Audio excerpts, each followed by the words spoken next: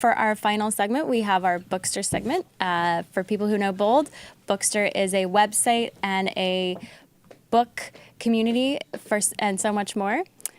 We are going to have a Veterans Day segment, and we're going to bring them in via Skype. And once we're getting the Skype set up, but veterans have always been near and dear to our heart here at Bold.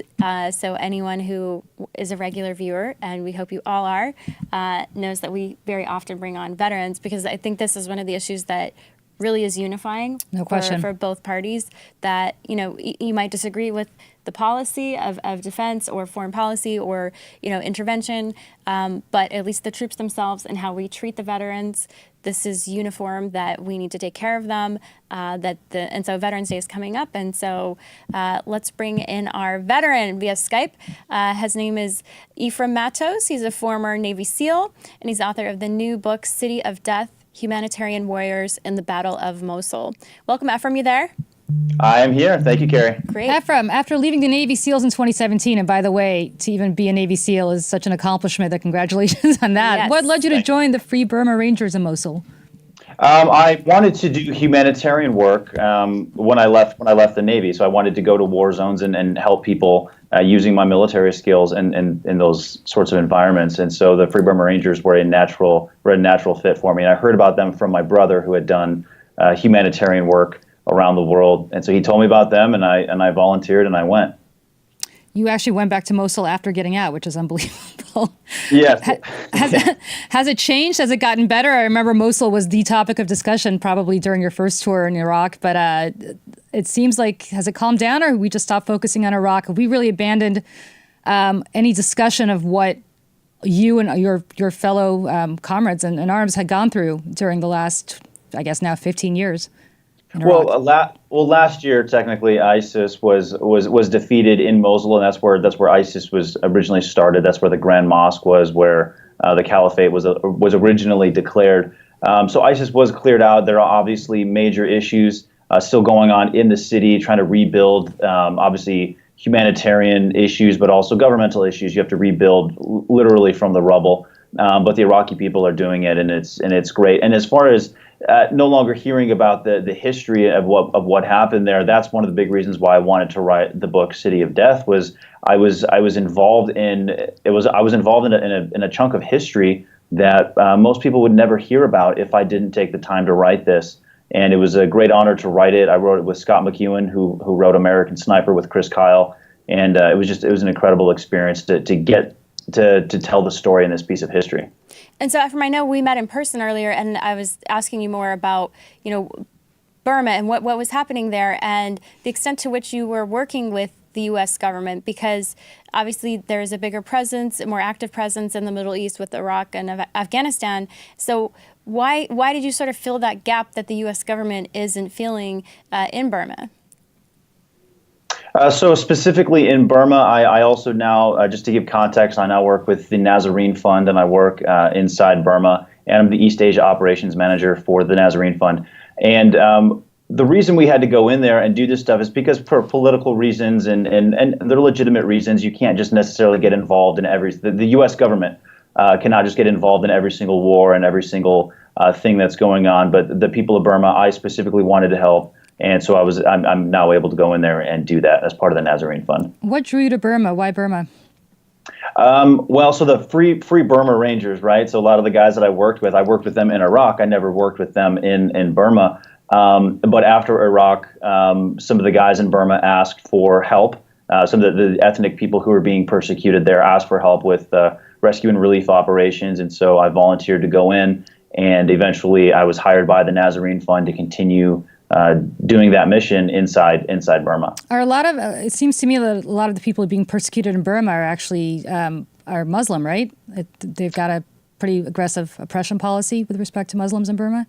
Well, the oppression that's going on in Burma is, unfortunately, it's very ethnic. It's very ethnically driven, but it's also, you're absolutely right, it is also religiously driven. So right now, anybody who is not ethnic Burmese and doesn't fall into sort of the Buddhist nationalist identity they're trying to drive them from the country. So last year, yes, we saw a massive push by the Burma army to attack the Rohingya, who are ethnic Bengali of ethnic Bengali descent, but they're also like 99% Muslim. And so yes, they were persecuted and pushed out. I think 900,000 of them was one of the highest numbers where had been pushed out of the country. Now they're also trying to do that to the other ethnic groups that are in Burma, but the other ethnic groups just have larger militias that are able to kind of defend themselves a little bit better, and they have a terrain advantage as well. Because they're in the mountains. How much was that on Aung San Suu Kyi? It seems to me that she was the oppressed person. She got a Nobel Prize when she was under house arrest for so many years, and now she got into power, and you see the Rohingya and others being oppressed in turn under that leadership. So do you work with that government, or is it something that you're working around the government to try to effectuate?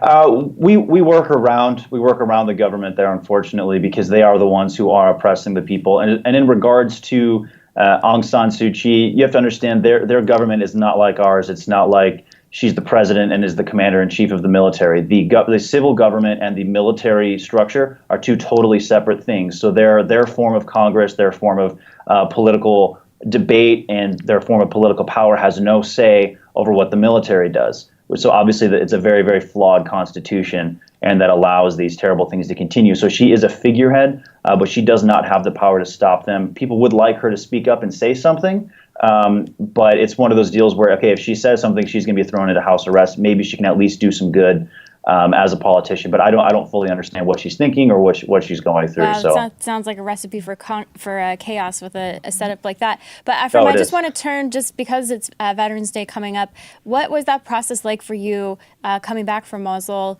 as a veteran, and what can Americans do to support veterans better? Excellent question. So first of all, I also want to clarify, it's funny and ironic that I had actually never been to Iraq during my time during active service. My time in Iraq was actually as a civilian volunteering with the Free Burma Rangers, right? So I talk about it in my book, City of Death, and the last chapter, I talk about coming home and what is it like coming home. And at the point, when I was returning home, we had seen such terrible things. In the book, I talk about a massacre that we saw. 150 bodies just piled up in the street, men, women, kids, the whole 9 yards.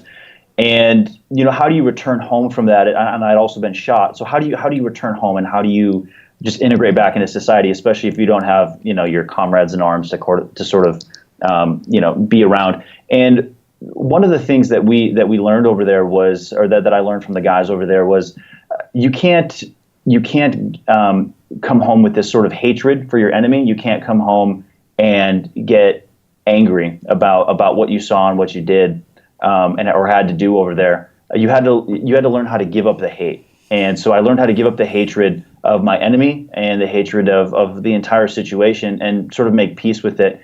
And one of the things that people can do to support veterans is don't treat them like freaks when they're returning home. I get a lot of people ask me like, "Oh, you've seen crazy stuff. Do you have PTSD? Are you okay? Do you sleep okay?" And I know people mean well. It's okay to reach out and talk to a veteran if you're a close friend of theirs, but the patronizing and the trying to make them feel like a victim is not you just thank them for their service, that you support them. Yeah, well, we had a veteran tell us once, don't say thank you for my service, say thank you for my freedom, because that's the tangible thing that you've given to us. So I'll say, you said to say thank you for your service, so I thank you for your service, and I thank you for my freedom. +1. Absolutely. It was a pleasure to serve. All right, thanks, Ephraim Mattos. Make sure to check out his book, and thank you for joining us, Ephraim. Thank you so much.